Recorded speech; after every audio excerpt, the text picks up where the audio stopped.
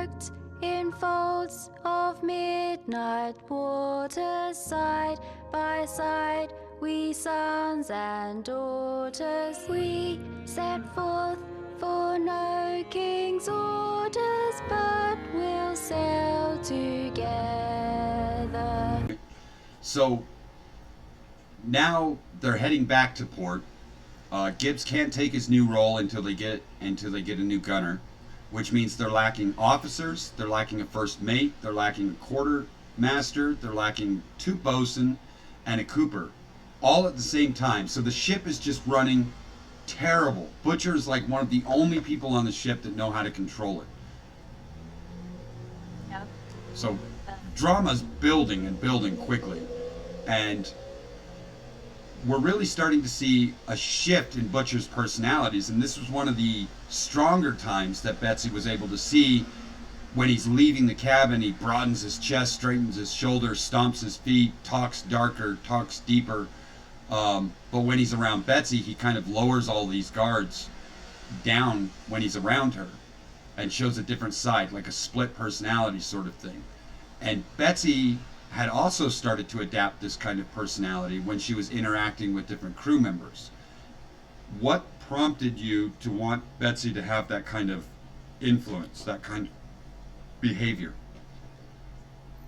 Butcher, she was the ship's doctor, and she was a crew member by having that title, but she holds a higher title than just his basic crew members that he's got walking around. She's his boatswain at the time. Bosun, yeah. So she's kind of an officer. She has some authority, and she wanted to have that. She wanted to be in that role, suit the role. She wanted to give off authority, not just be there. Butcher gave her the permission to control the crew however she needs. She needs something, don't ask them, request it. That's what he had told her.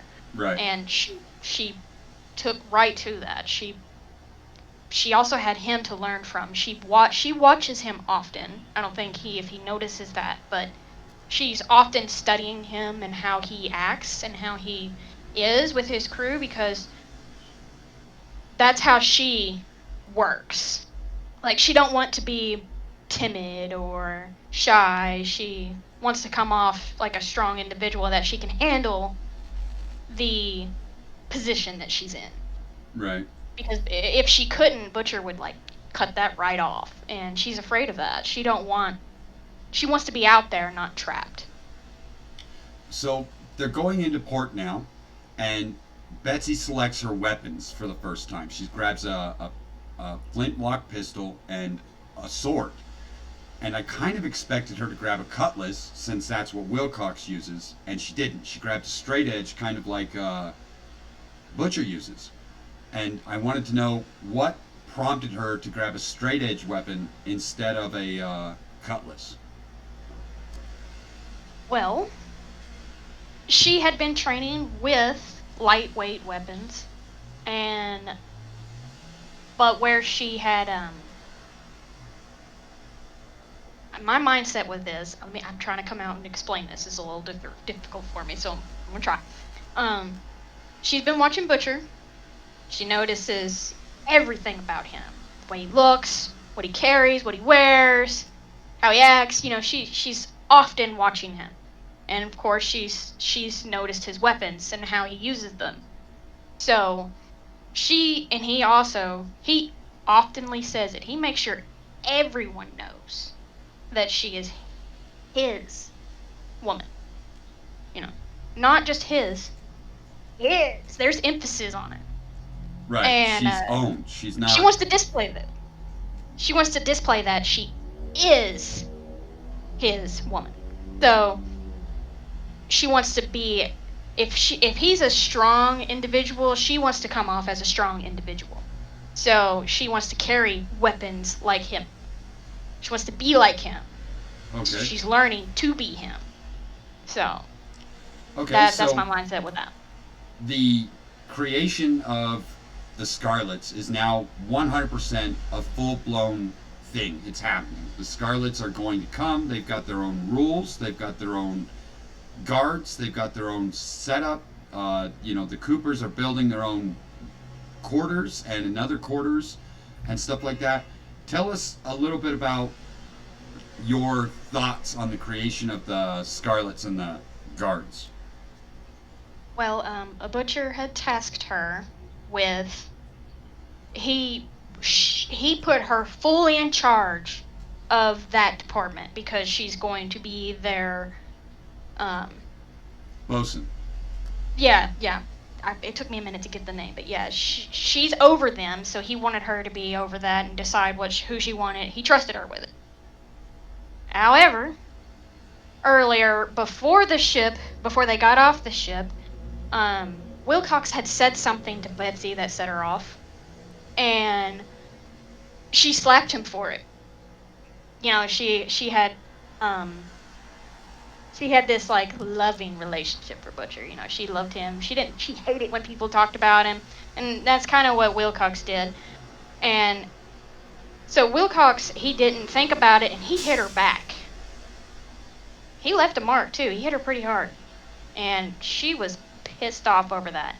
And she knew that she was going to be tasked with so much. She had to go get the guards, which means she would have to go to taverns, just places that were hiring. She would have to meet these guys, speak to them. She didn't want to do that.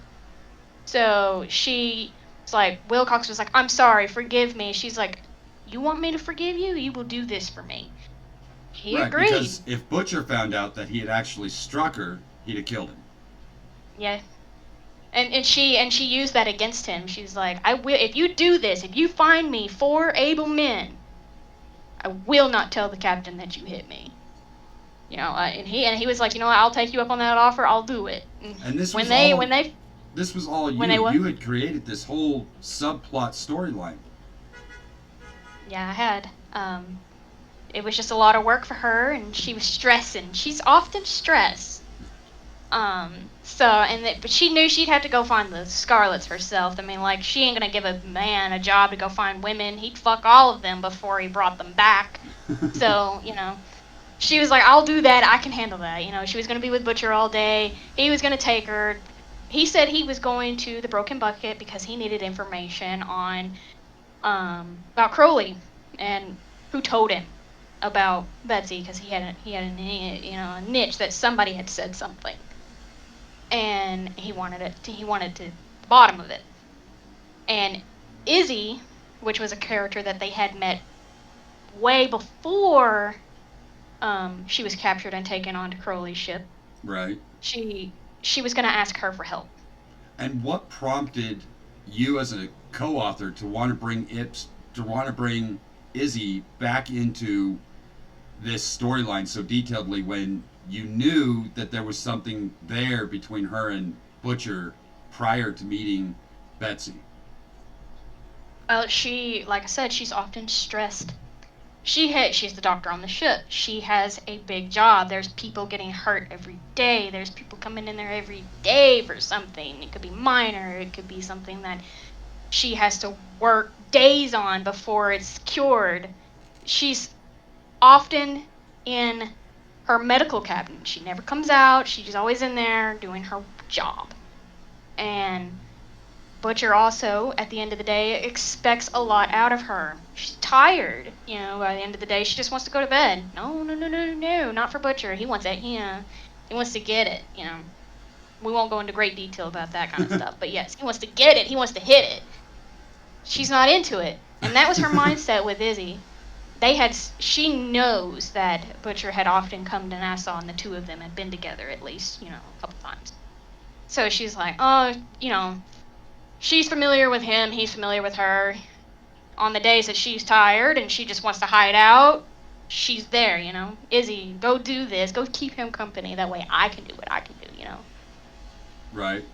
So you also introduced 2 additional characters during this time when they returned back to the camp, which was ported because they had I forget the terminology, they had scraped the bottom of the boat. I forget what I'd have to look it up. There's a term for it.